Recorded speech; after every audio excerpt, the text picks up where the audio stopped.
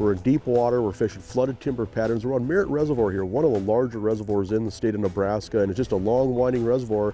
And when you get safe ice out on this reservoir, it's some of Nebraska's most consistent ice fishing. Got him, got him. There we go. There's what we're looking for.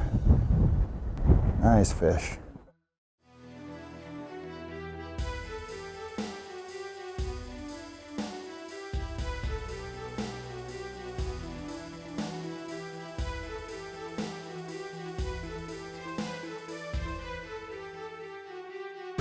You can actually see the tree branches that we're fishing on the Vex are just these red choppy lines that don't move. We're in deep water, we're fishing flooded timber patterns. We're on Merritt Reservoir here, one of the larger reservoirs in the state of Nebraska, and they made this reservoir, they flooded a lot of timber, so there's a lot of deep tree patterns, and these trees have been underwater for 50, 60 years or more, and they're still holding fish. And so the amount of timber has diminished over time, but it still holds a lot of crappies. And when you get safe ice out on this reservoir, it's some of Nebraska's most consistent ice fishing.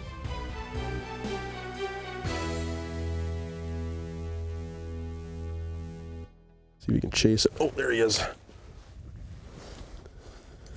Oh yeah, this is a good fish.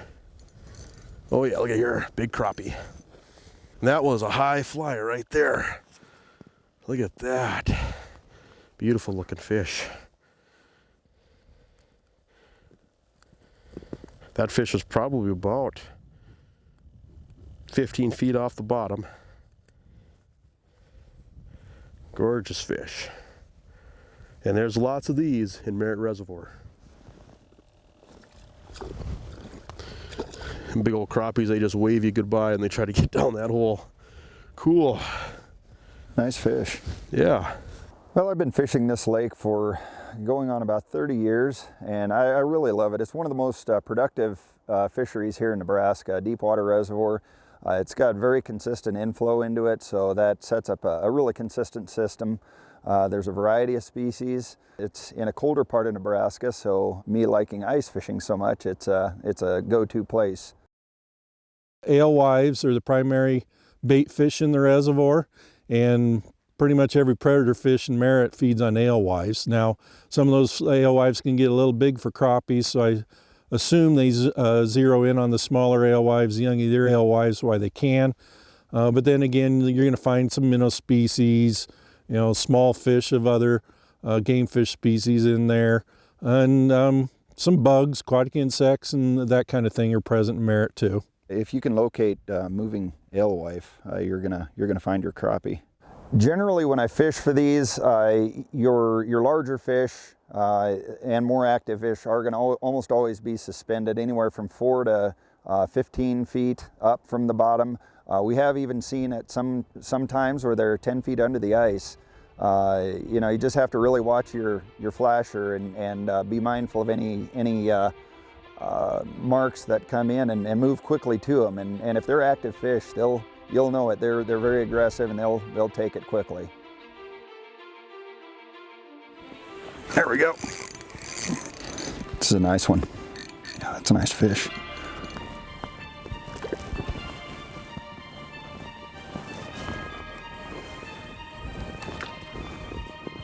Oh yeah, that's a nice one.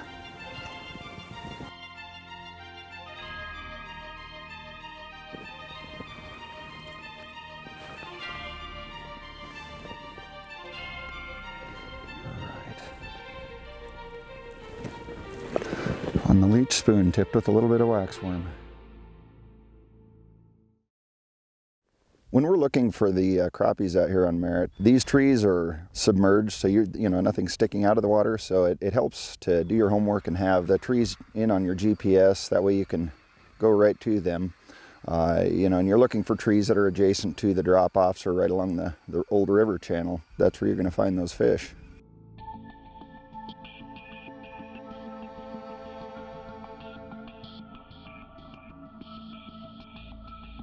You know, there's a lot of flooded trees, there's a lot of flooded brush in this lake. You know, there's a lot of different ways to find that. And if nothing else, you could drill holes along the edges of where the old river channel used to be. And if you drill enough holes, you're going to see trees, you're going to see branches and, you know, the signs of flooded timber on your electronics. But there's a lot of different ways that people, find these trees. You can go through here in the summertime with side imaging, for example. You can, mark these spots a lot of different ways. The local anglers that are out here, they'll even say that if there's a lot of small bubbles on the ice, a lot of times trees will let off these small bubbles and you'll actually see them frozen in the ice, early ice when the ice is clear. But you definitely have to make an effort to find the trees. Make a point to find the trees. Drill holes until you start seeing tree branches. It's going to be worth it because that's where you're going to find the crappies. Ooh. It looks like a nice good fish here.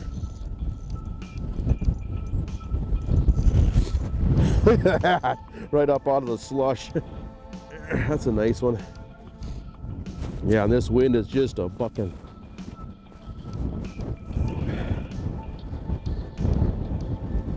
Fish just swallowed it. You can hear that's a little bit of bloodworm these fish are feeding on. There. Beautiful crappie right there.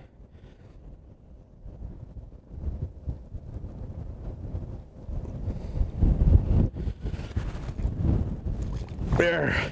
This wind obviously makes fishing a challenge. Our holes are filling up, ice on the line, but that's the beauty of a lot of today's equipment. You wear base layers and these outer shells of ice armor. We've been having to fish outside because we've been having to move around a lot. We're basically picking off a few fish off of each tree. But you wear the right clothes out here and you stay comfortable. Just put your back to the wind, you can fish all day long. So when you get these tall flooded trees, these crappies might be way up off the bottom, and so a lot of times we're just going up and down through the water column, just trying to find that groove, trying to find that depth where most of them are running. We're in 27 feet of water. That fish is probably about halfway down, so it's probably about, maybe 14, 15 feet off the bottom. When I come up to an area, typically a tree, and generally it's either on a drop-off or near the river channel, I'll put 1 or 2 holes right in the tree so I can see if there are any crappies, and hopefully they'll be active, holding tight to the tree. But then I'll drill a couple of holes a little bit further away on either side of it. One upslope if I am on a drop-off upslope, and one out a little bit a ways from it. Because the more active, larger fish tend to be adjacent to the tree, kind of in the area. If they're moving through, you're just going to have better luck finding them there. You can see here is the bottom. These are all trees coming up here. The main group of trees themselves, we're finding small fish, but if you can go just off the sides of these trees, maybe 5, 10, 15 feet, if you can imagine the trees coming up off the bottom, the bigger fish are off to the sides of the trees. And so you find this tall timber on your Vexilar, just drill holes around it basically until you run out of trees, and typically that open lane, that edge, is where we're finding these bigger fish. Oh, I got a mark. Got him. Got him. There we go.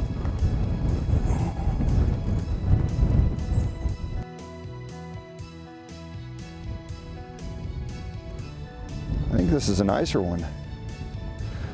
He's a little nicer.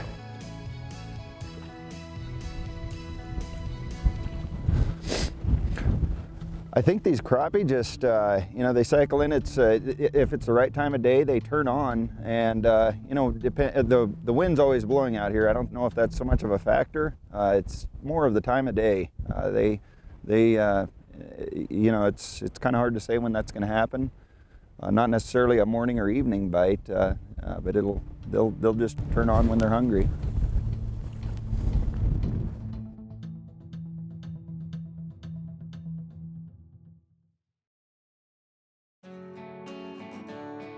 Merritt Reservoir is out here in the middle of the sandhills. It was built 50 years ago, 60 years ago, primarily an irrigation project. And they put a dam on the Snake River, which the Snake originates out here in the sandhills, so it's fed by the groundwater that the sandhills provide.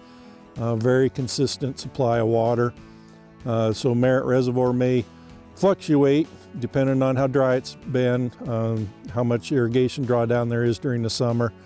But one big advantage it has is that consistent supply of water.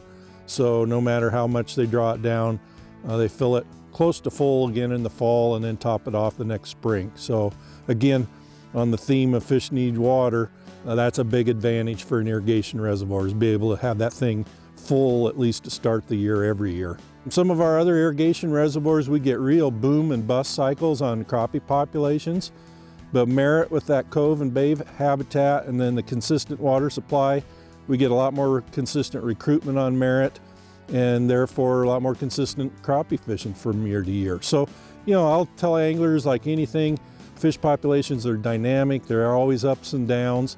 That can be especially true for crappies, but Merritt's a little less up and down than some of our other reservoir fisheries in the state.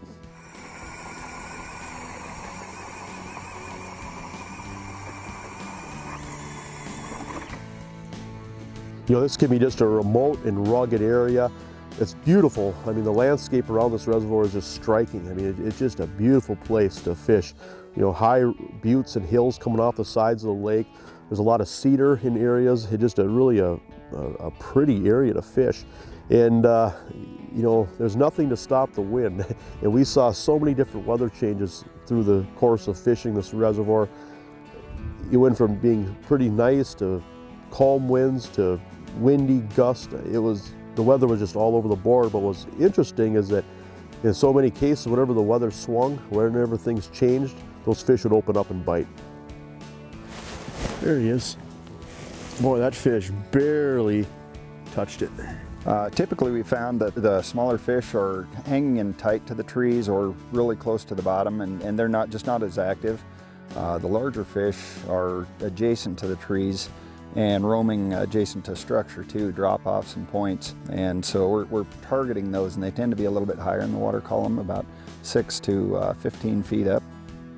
And so it's a little easier to spot them. You just kind of have to work up and down that water column until you find a fish coming in. You get a mark and you move it right up to them, and they usually take it. They're usually pretty aggressive.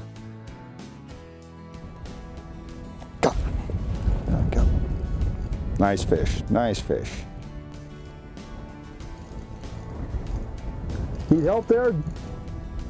I think I got it. Yeah, that's a nice fish. Oh, that's a dandy. I can see it from here. There's what we're looking for. Nice fish.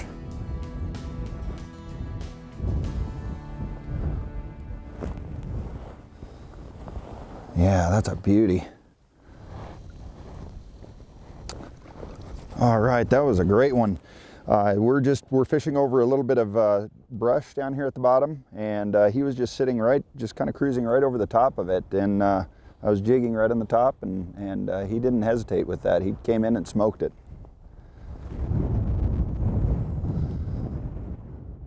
How high was he? He was, well, I don't know, somewhere above the brush, I think. 8 or 10 feet, but it's hard to tell. I got so much brush in here. Yeah.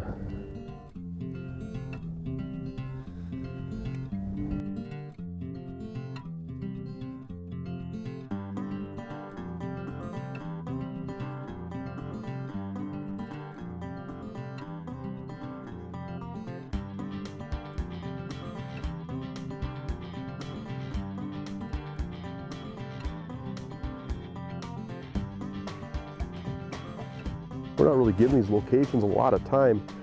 We're finding these trees on the maps, on the GPS, and drilling them out, drilling a handful of holes around them, and we're maybe giving these areas maybe 15 minutes at the max. And there's some of these spots we don't catch any fish on, but then there's other spots where we catch a couple, but we're moving and we're just catching the easy fish, the aggressive fish. And I think if you waited on some of these spots long enough, you could probably pick away at fish, but I think for catching the bigger fish, especially that dominant fish that's living on that tree, just a matter of hitting as many of these spots as you can.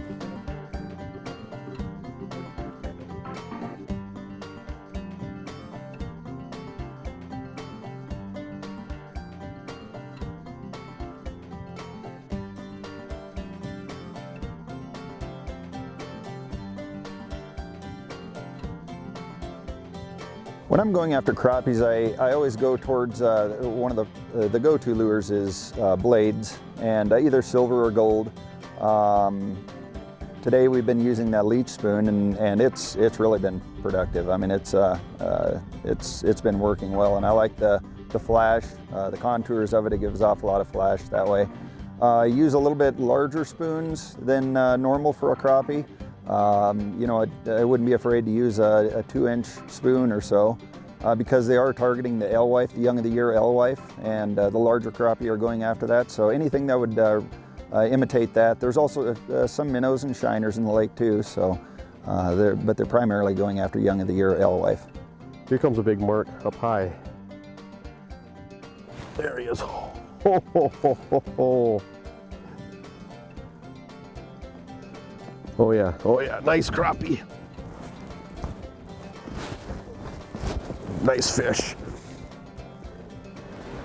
There. Gotta love it. What we're doing here, show you the spoon that we're using. It's just called a Clam Pro Tackle Leech Flutter Spoon. You just see how thin it is. Puts off a lot of flash. And these come with a feathered treble. I've been trimming that down, and I've been just gobbing up a bunch of waxworms on that treble hook. But we're just lifting it up through the trees and letting it fall back down, or at least in the mid half of the water column. These fish are just suspending off the branches, and this bait right here calls them in.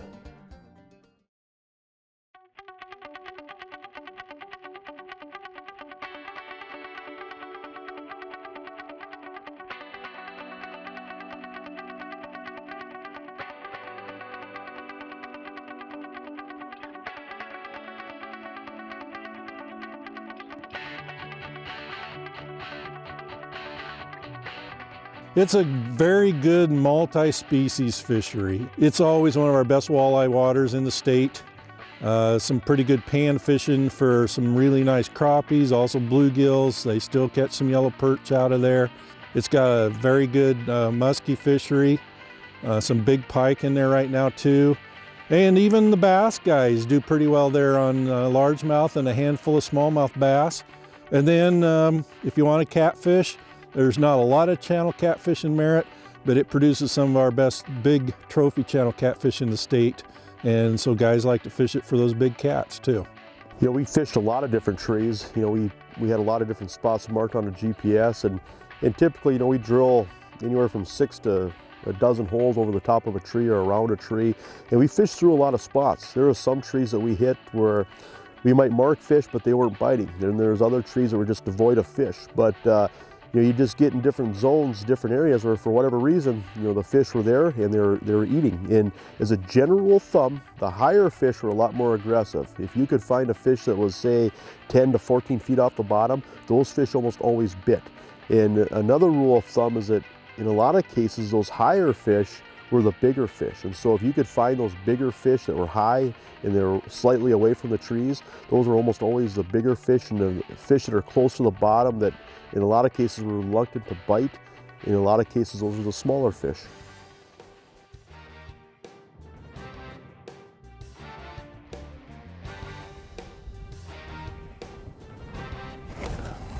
There he is.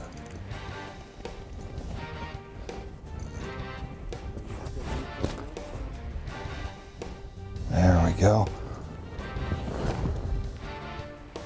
There he is. All right. There we go, that's fun. Nice crappie.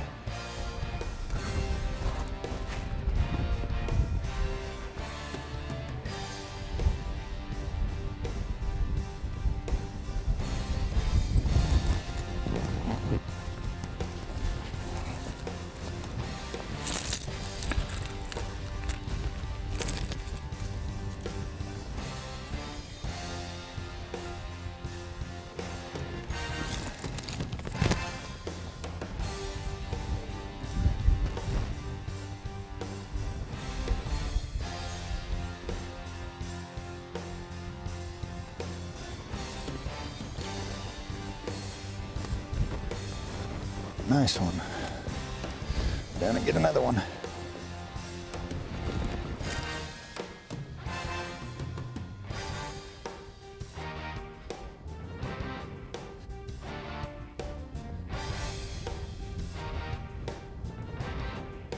Right there where we've been getting the other ones, about 10 feet.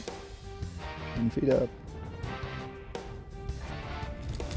Well, these long rods that we're using, these are these 48-inch meat stick rods, and The nice thing about using a long rod when you're fishing outside is you get excellent hook sets, excellent leverage. You can use light line to land big fish, but they're also great for working a spoon up and down through the water column. It's just so easy to lift up to fish or drop down to fish when you're fishing the whole water column.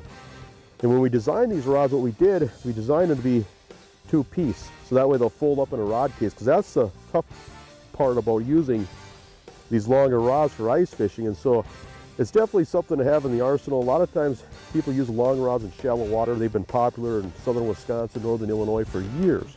But these long rods can also work well over deep water.